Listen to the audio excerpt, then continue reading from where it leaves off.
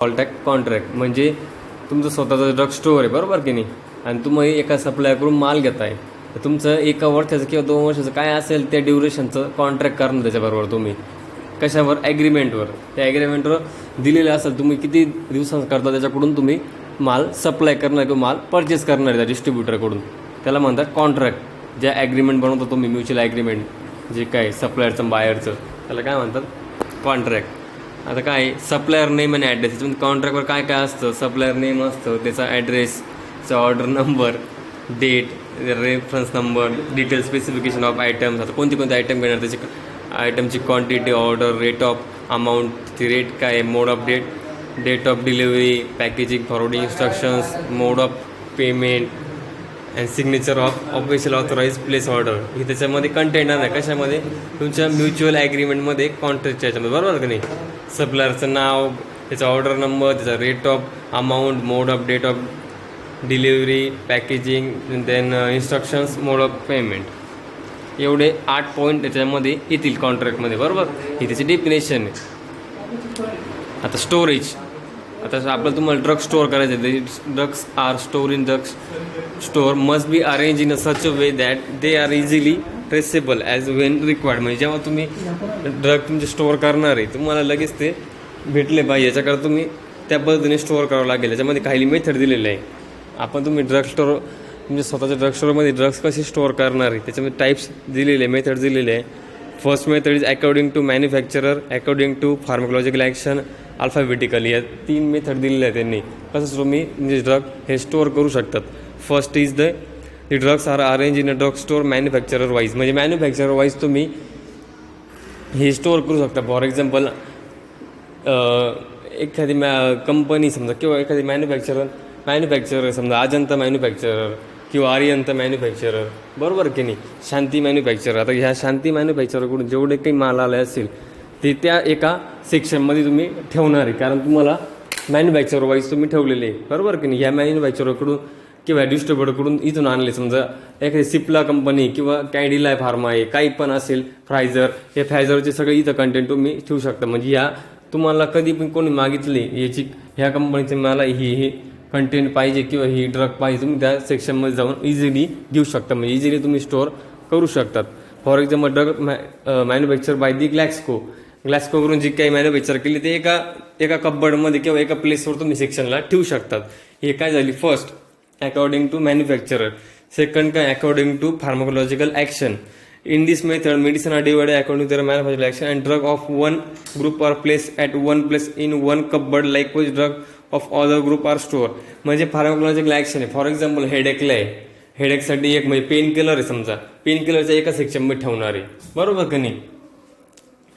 किंवा बाकीच्या हे असतील ड्रग्स असतील, तुमच्या डायबिटीज शुगरच्या ड्रग असतील ते एका सेक्शनमध्ये ठेवणार आहे, बरोबर.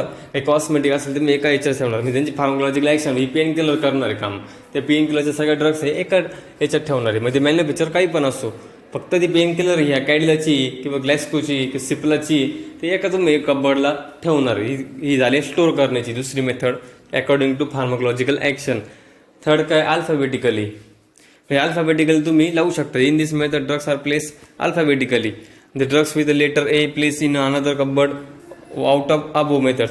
म्हणजे शक्यतो आपल्या मेडिकल स्टोअरमध्ये तुम्ही गावात बघशाल किंवा सिटीमध्ये बघशाल, शक्यतो अल्फाबेटिकली ते लावलेलं असतं. म्हणजे कब्बर्डला काय येतं, ABCD, म्हणजे ए नावाचे सगळे ड्रग्स कुठं आहे, ए कब्बर्डात, म्हणजे बी मध्ये बी, सी मध्ये सी, असं त्याच्यामध्ये भेटणार. सी मध्ये काय, क्रोसिन भेटेल, बरोबर का नाही.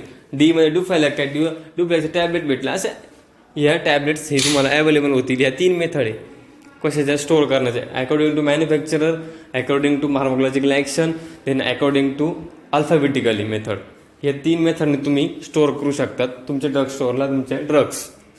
नेक्स्ट पॉईंट काय आहे, codification of various items of drug store.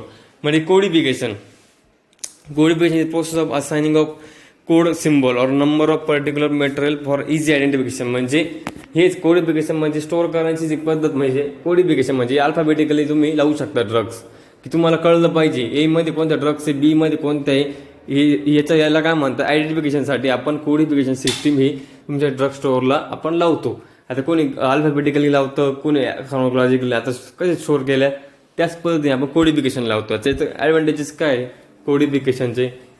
ambiguity in description is avoided, then length of description is minimized, the codes ensure secrecy of items lying in the store, the prevent duplication वगैरे कमी करतात. त्याच्यात secrecy तुम्ही बाळगू शकता, म्हणजे security काही तुमचं इन्फॉर्मेशन काही असेल तुम्ही ती कमी करू शकता, किंवा तुमची लेंथ पण इन डिस्क्रिप्शन इज मिनिमाइज करू शकता, कमी करू शकता, बरोबर की नाही. प्रिव्हेंट डुप्लिकेशन, नंतर reduce the varieties to it make purchasing, recording, accounting, computerising, pricing, costing, location, indexing, inspection efficient and result producing it assures the plan and quality production. एवढे त्याचे ॲडव्हान्टेजेस आहे. आता तुम्हाला बोललो मी, तुम्ही अल्फाबेटिकली पण लावू शकतात. आता त्यांनी पहिले मेथड तीच दिलेली, जसं स्टोअरला आपण केलेली होती स्टोरेजसाठी अल्फाबेटिकल मेथड किंवा लेटर मेथड. त्याच्यामध्ये काय अल्फाबेटिकल ABCD. आता in this method the letter are choice to represent particular classification. Alphabetic consist of 26 letters, बरोबर. 26 असतात ABCD मध्ये. त्यानुसार तुम्ही एच्या ड्रॉवरमध्ये, एच्या कबडमध्ये A, बीच्या कबडमध्ये B, C मध्ये, D मध्ये असं तुम्ही लावू शकतात. For example T represent the tablet, C represent capsule, म्हणजे TC म्हणजे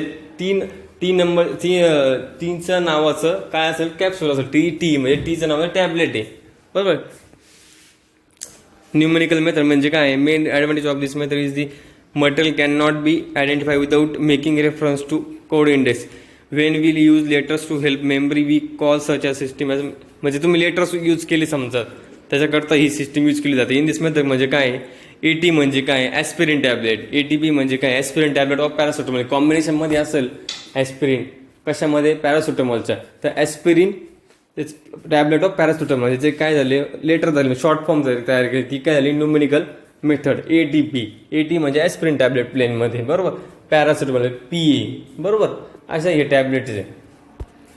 आता न्यूमेरिकल मेथड म्हणजे नंबर देणार तुम्ही, डेसिमल सिस्टम. न्यूमेरिकलमध्ये टाईप दिलेले त्यांनी डेसिमल सिस्टीम. आता न्यूमेरिकल म्हणजे कॉमन आहे. In this method separate number are given to different classification of store आयटम्समध्ये डिफरंट नंबर देणार आहे, त्याच्यामध्ये डेसिमल सिस्टीम दिलेली. आता डेसिमल सिस्टीममध्ये काय दिलेली, in this system number are given such a way that each digit represent a sub group of various gift. For example 16.1ला 16.1ला काही स्पेसिफिक टॅबलेट, 16.11, 16.111 असं assign to different tablet belonging analgesic group, that is 16.1 represent the tablet analgin. 16.11 ला काय Disprin, 16.11 म्हणजे 111 represent काय paracetamol. हे कोणत्या एकच कॅटेगरी काय अॅनाल्जेसिकच्या, फक्त त्यांचे काय नंबर चेंज झाले. पहिल्या याच्यामध्ये कोणते राहतील, 16.11ला ॲनाल्जिन, नंतर 2ला डिस्पिरिन, 3ला पॅरासिटामॉल. असं ब्लॉक सिस्टीममध्ये काय in this method are reserve for specific classification. म्हणजे 101 ते 300 मध्ये काय आहे टॅबलेट्स आहे, 301 ते 500 मध्ये काय आहे कॅप्सूल आहे, नंतर काय सिरप आहे, नंतर काय तुमचे क्रीम आहे, बरोबर, ड्रॉप आहे, बरोबर. ही पण ब्लॉक सिस्टीम आहे. नंबरमध्ये काय आहे 16.1 म्हणजे त्याच्या एकाच कॅटेगरीचे फक्त डिफरंट टॅबलेट्स असतील. ब्लॉकमध्ये काय आहे 101 ते 300 मध्ये टॅबलेट्स कॅप्सूल सेपरेट केलेलं आहे. कॉम्बिनेशनमध्ये काय आहे इन दिस मेथड न्यूमेरिकल आणि न्यूमेरिकल मेथड आर कंबाईन केलेले. म्हणजे काय न्यूमेरिकलमध्ये काय होतं 80 होता, म्हणजे काय ॲस्पिरिन टॅबलेट. आता कोड 80 300 रिप्रेझेंट काय जातं ॲस्पिरिन टॅबलेट 300 मिलीग्रॅम, बरोबर. म्हणजे न्यूमेरिकलमध्ये काय आहे 300 म्हणजे 300 मिलीग्रामचे असेल, 80 म्हणजे काय aspirin tablet for example, and 80 300 म्हणजे काय ॲस्पिरिन टॅबलेट 600 मिलीग्राम. आपण ते समजून घ्यायचं. आता 1 वाढला म्हणजे 300पेक्षा जास्त म्हणजे 600 मिलीग्रामचे असेल. नंतर location coding method. The big organisation there are large number of store and each store may be quite large in size, बरोबर. जास्त लार्ज ऑर्गनायझेशनमध्ये मोठी साईज असते. So the store room are divided into blocks. मग त्याचे store room हे ब्लॉक्समध्ये divide केलेले. आणि ते ब्लॉक कसे आयडेंटिफाय करणारे लॅटरल ब्लॉक लेटर आणि लॉंगिट्युडिनल लेटरमध्ये. Within each block every row is divided vertically into 2 column आणि हॉरिझॉन्टल 2 शेल्स. म्हणजे 2 ब्लॉक तुम्ही हॉरिझॉन्टली आणि व्हर्टिकली हे डिवाइड केलेले. आणि पर्टिक्युलर प्रत्येक सेल्फला हे नंबर दिलेले की एला BCD किंवा number. The location of item can be identify from the wholesaler number. For example काय समजा आर्यंत होलसेलर, आर्यंत डिस्ट्रीब्युटर यांचा काय 2 नंबर आहे, तिथं 2 नंबर दिलेला आहे त्या ब्लॉकला, बरोबर. म्हणजे मला लगेच कळेल की हा 2 नंबरचा याचा आयटम, याचा ही पर्चेसिंग म्हणजे इथं असेल याचं मटेरियल, ह्या एजन्सीचा आर्यंतचा 2 नंबरला, 3 नंबरला शांती, 4-5 नंबरला महावीर, काही असेल. Warehouse number, block number, row number, column number, rack number, shelf number, तुम्ही सगळं डिटेल पण त्याच्यावर देऊ शकतात. आता हे काय एवढं बघितलं आपण. कोडिफिकेशनमध्ये 5 सिस्टीम आहे. Location coding method, combination method, block system, decimal, ह्याच्या न्यूमेरिकलमध्ये डेसिमल आहे, ब्लॉक आहे, कॉम्बिनेशन आहे. त्याच्यानंतर कोणती आहे न्यूमेरिकल मेथड आणि अल्फाबेटिकल मेथड. ह्या कोडिफिकेशनमध्ये दिलेलं आहे. स्टोरेजमध्ये पण तुम्हाला काय दिलेलं आहे, 3 मेथड दिलेलं आहे. Manufacturer, pharmacological action, alphabetically. त्याच्या कॉन्ट्रॅक्टचं काय आहे, डेफिनेशन, त्याच्यानंतर त्याचे ॲडव्हान्टेजेस काय आहे, कॉन्ट्रॅक्ट म्हणजे काय, कोडिफिकेशन म्हणजे काय, मेथड्स ऑफ कोडिफिकेशन, त्याचा यूज काय आहे तुम्हाला माहिती पाहिजे, मेथड्स कोणता आहे ते मेथड्स तुम्हाला एक्झाम्पल पण द्यायचं आहे, डिस्क्रिप्शन लिहायचं आहे, राईट करायचं आहे पेपरला. आणि लास्ट पॉईंट आहे ह्या चॅप्टरचा, प्राइसिंग ऑफ मटेरियल. म्हणजे आपण प्राइसिंग कसं देऊ शकतो मटेरियलला, त्याच्या मेथड दिलेले आहे त्यांनी. फर्स्ट मेथड काय आहे, first in first out method. ही फर्स्ट मेथड आहे. ही कशी आहे, in this method the material which is receive first are issue first. म्हणजे एखाद्या एजन्सीकडून मी माल घेतला, तो पहिल्यांदा जो 11 जानेवारीला एका एजन्सीकडून आपण माल घेतला, 15 जानेवारीला आपण दुसऱ्या एजन्सीमधून माल घेतला. जो 11 जानेवारीला आपण घेणार आहे माल, तो पहिले आपण हे सेल करणार आहे, बरोबर. ती झाली method first in first out method, म्हणजे फिफो. त्याचा शॉर्ट फॉर्म आहे FIFO, फिफो मेथड आहे. First in first out method म्हणजे काय, जे in this method the metal which is receive first are issue first. The issues are price at cost price. The issues are priced at cost price of oldest consignments till it gets exhausted. As soon as the oldest lot is exhausted, the issue are priced at cost price of the next oldest lot in the sequence. The closing stock is value at cost price of latest consignment. तुम्हाला आता एक example घेऊन आपण समजून सांगतो मी. For example 1 एप्रिलला आपण 2000 units घेतले, परचेस केले, आणि त्या एका युनिटची प्राइस किती होती, 50 रुपीज पर युनिट. आणि पर 5 एप्रिलला घेतले, त्याचे किती युनिट घेतले, 500 घेतले, आणि त्याच्या 500मधून एका युनिटची प्राइस किती होती, 60 रुपये होती. आणि 10 एप्रिलला मी काय केले, 300 युनिट्स हे विकले, म्हणजे सोल्ड केले. मग आता आपली first in first out method आहे. म्हणजे मी जे 1 एप्रिलला घेतलेले त्याच्यामधून मी सगळे युनिट्स घेणार आहे, बरोबर की नाही. The issue of 300 units will be price at under from the lot of 200 units. म्हणजे किती, 200 युनिट्स कुठून घेतले, पहिल्या याच्यातून लॉटमधून. 1 एप्रिलमधले 50 रुपीज पर युनिटचे लॉट होते ते, त्याच्यातून किती घेतले, 200 युनिट घेतले. आणि रिमेनिंग 100 किती कुठून घेतले, सेकंड लॉटमधून, म्हणजे 5 एप्रिलच्या याच्यातून घेतले. ते 60 रुपयाच्या याच्याने होते. मग 200 गुणले 50 म्हणजे 10,000, आणि 100 गुणले 60, याचं काय आले 6,000. याचं काय टोटल प्राइस झाली 16,000 रुपये. The issue of 300 units will be price at under from the first lot 200 unit 5 by 1000, बरोबर की नाही. किती युनिटचं किती प्राइस झाली 1000, आणि रिमेनिंग 100ची किती आहे 600 रुपये, 600. याची ही प्राइस झाली, म्हणजे दोघांचे मिळून झाले 1600 रुपीज हे त्याचे झालेले, बरोबर की नाही. आपण पहिल्याची तुम्हाला जी होती ही युनिट म्हणजे 50 रुपये, त्याला 200 गुणले 5 केलं, बरोबर की नाही, त्याचे 1000 झाले. आणि याचं किती होते 6 रुपये होते, आणि त्याचे 100 घेतले युनिट, त्याचे 600 घेतले. The value of closing stock is 400 units will be close, बरोबर. म्हणजे आता किती उरले हे त्याला दिलेले त्यांनी. पहिले होते 2000 युनिट्स, त्याच्यातून किती घेतले 200 युनिट्स काढले. त्याच्यानंतर मग याच्यातून घेतले 500 युनिट्स होते, त्याच्यातून काढले.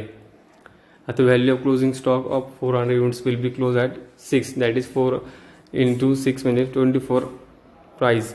एवढे त्यांचे उरलेले आहे, हे तुम्हाला लक्षात आलं पाहिजे. फक्त एवढं लक्षात ठेवा, जी काही आपण मटेरियल घेऊ पहिले ते आपल्याला पहिले सोल्ड करायचं आहे, बरोबर की नाही. आता मी जर 1 एप्रिलला घेतलेला आहे माल 2000 युनिट्सचा, आणि 5 एप्रिलला घेतला 500 युनिट्सचा, मग तो पहिले मी जास्त मला आली 300ची सोल्ड, 300 युनिट्स मी सोल्ड केलेले. आणि पहिल्याच्यातून मी काय केले 200 काढले, आणि त्याच्यातून नंतर जे उरलेले ते 100 याच्यातून काढलेले, हे लक्षात ठेवा. नेक्स्ट मेथड काय, last in first out method. In this method काय, price of little consignment is use calculated value of issue until that consignment exhausted.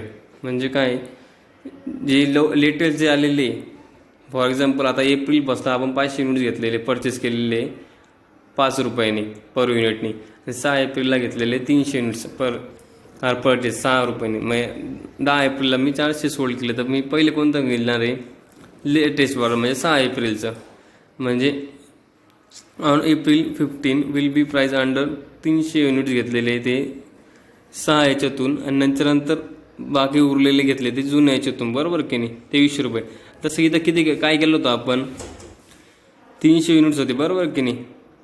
आपण पहिल्या याच्यातून घेतले लॉट्स, आणि त्याच्यात नंतर उरलेलं काय घेतलेलं आहे आपण, 100 रिमेनिंग याच्यातून घेतलेले प्राईज अंडर, बरोबर. म्हणजे सेकंड लॉटमधून 5 एप्रिलमधून मग त्याच्यात प्राईज लावली. म्हणजे जे पहिला इश्यू झाला त्याच्यातून आपण पहिली कॅल्क्युलेशन केलेली, त्यानंतर सेकंडचा आपण विचार केलेला आहे. त्याच्यानंतर आपण हे बघितलं लास्ट इन फर्स्ट आउट. मग त्याच्यामध्ये काय केलं आहे, जी लेटेस्ट इश्यू केलेले आहे आपण, मटेरियल आलेले आहे आपल्याकडे, ते आपल्याला पहिले सोल्ड करायचे, नंतर जे उरलेले ते आपण नंतर पहिल्या लॉटमधून घेणार आहे. याची प्राईस झाली 2300, बरोबर. And closing stock of 4 units will B price. 4 युनिट्सची किती झालेली, 2000 रुपये, बरोबर की नाही, 50 रुपयाच्या दरम्याननी. ॲव्हरेज कॉस्ट मेथड काय आहे, ॲव्हरेज काढायचं आहे. ॲव्हरेज तुम्ही प्रत्येकाने काढलेला असेल, 11 टेबलला तुम्ही शिकलेलं असेल. ॲव्हरेज म्हणजे काय, in this method the when new stock of goods is receive the total value of goods in stock divided by quantity, total quantity hand will be average price until new stock is receive. म्हणजे काय आलेले असतील त्या लोकांची total आणि किती quantity असतील जे आलेले, दोनदा इश्यू सप्लाय परचेस केलेले, 3दा परचेस केले, डिवाइड करायचं 3ने. आता त्याच्यात काय दिले, following 2 lots Wien purchasing during एप्रिलला घेतलेलं आहे 2005ला 1000 युनिट घेतलेले 3 रुपये पर युनिटने, पण घेतले 5000 युनिट्स 5 रुपयाने. तर टोटल सिम्पल कॉस्ट काय आहे, ॲव्हरेज 5 + 3 डिवाइडेड बाय 2 किती झाले 4. हे झालं यांचं ॲव्हरेज, बरोबर की नाही. दोघांची टोटल केले डिवाइड बाय 2 असल्यामुळे 2 डिवाइड केले, याला म्हणतात ॲव्हरेज. युनिट कॉस्ट 3चं काय आलेलं आहे, वेट 1000 युनिट्स त्याचं वेट आहे. 5 रुपयाचं युनिट कॉस्टचं किती वेट आहे, 5000 रुपये.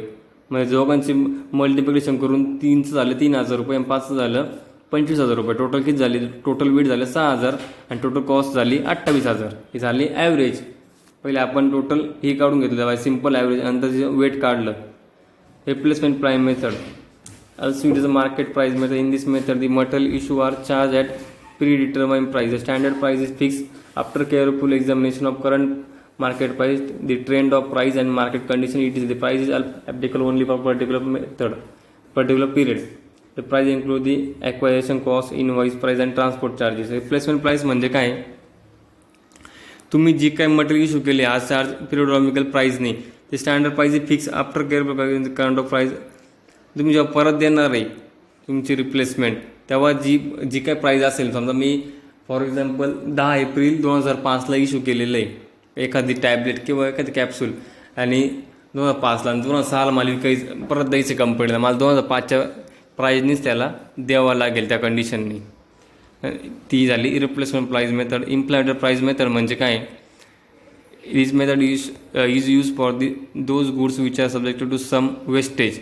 जे काही सम वेस्टेज झालेलं आहे त्याच्याकरता गुड्स परत देण्यासाठी. The total divide by the quantity expected to be finally available for use and that rate is used for sale of goods. There are some types of normal wastage during the material uses, loss of breaking. बल्कमध्ये जे काही waste झालेलं आहे 100 packets of menthol was purchase at the rate of 60 per bracket, तर wastage किती 10% झालेलं आहे, बरोबर की नाही. बेटर ड्युरिंग दी स्टोरेजमध्ये टोटल कॉस्ट काय 100 पॅकेटची 60 रुपये, म्हणजे 6000 रुपये. त्याच्यातून मग आपल्याला 10% गेलेले 90 पॅकेट्स, मग 6000 डिवाइड बाय 90 म्हणजे 66 रुपयाचं आपल्याला नुकसान झालेलं आहे. ही आपली झाली इम्प्लॅटेड प्राईस मेथड. म्हणजे टक्के किती झालेले त्यानुसार आपण काढलेले. म्हणजे काय करायचं, फक्त समजा 10% झाली, म्हणजे प्राईस किती होती 100 पॅकेट्स आलेले होते आणि त्याची एका युनिटची प्राईस होती 60 रुपये. मग दोघं सगळ्यांची 100 पॅकेटची किती झाली 6000 प्राईस झाली. आपले किती गेलेले 10% गेलेले, म्हणजे किती 100 पॅकेट्स होते, म्हणजे आपले 10 पॅकेट्स म्हणजे 10 पॅकेटचं काय झालं नुकसान झालं, 90 पॅकेटचं ओके. मग 10 पॅकेटचं प्राईस किती झाली 6000 आली, बरोबर. टोटल डिवाइड बाय 90 त्याची किती झाली 66 रुपये. तर 66 रुपये म्हणजे पर पॅकेट आहे. आता 66 गुणिले 10 आहे म्हणजे किती झाले 600 रुपये. 600 रुपये तुमचं नुकसान झालेलं आहे. हे आपण एकाची काढली आपल्याला झालेले 10 पॉकेटचं बरोबर. आणि लास्ट मेथड आहे standard price method. In this method the material issue or price at actual acquisition cost म्हणजे जी ॲक्च्युअल पर्चेसिंगची कॉस्ट असेल तीच तुम्ही ॲप्लिकेबल करणार आहे. Method applicable during purchase are made for specific job and kept physically separate in the store room. जी standard price जी येणारच आहे ॲक्वेशन कॉस्टची जी तुमच्या बिलवर येणार आहे तीच तुम्ही कन्सिडर करणार आहे. ही तुमची झाली टॉपिक झालेला आहे प्राइजिंग मटेरियलचा. याच्यामध्ये फी हा पॉईंट मी जेव्हा तुम्ही कॉलेजला येणार तेव्हा हा रिपीट करणार. हा तुम्हाला कन्फ्युजिंग होऊ शकतो ही कॅल्क्युलेशनचा पार्ट. म्हणून हा मी कॉलेजला नंतर परत घेणार आहे. म्हणून तुम्ही टेन्शन करू नका. ते थोडं समजलं नसेल ऑनलाईन पण तुम्हाला इथं आल्यानंतर तुमचं मी एक्झाम्पल देणार तुम्हाला त्याच्यामध्ये तुम्ही तेव्हा ते सॉल्व करायचं ही मेथडने. म्हणून तुम्ही आता टेन्शन घ्या. जेवढं समजेल तेव्हा समजेल. नाही तर मी कॉलेजला नंतर सगळं डिटेल समजून सांगणार आहे. आणि लास्ट काय लिगल रिक्वायरमेंट आहे price control on bulk drug and formulation. म्हणजे काय कॅल्क्युलेशन दिलेले त्यांनी कशाचे ड्रग प्राईस मेथडचे त्यांनी कॅल्क्युलेशन दिलेले आहे. हा पार्ट पण आपण कॉलेजला आल्यानंतर बघणार आहे. फक्त हा तुमचा PJला हा फॉर्म्युला तुम्हाला आहे तो पण तुम्ही बघून घ्या. ओके चालेल. Okay thank you.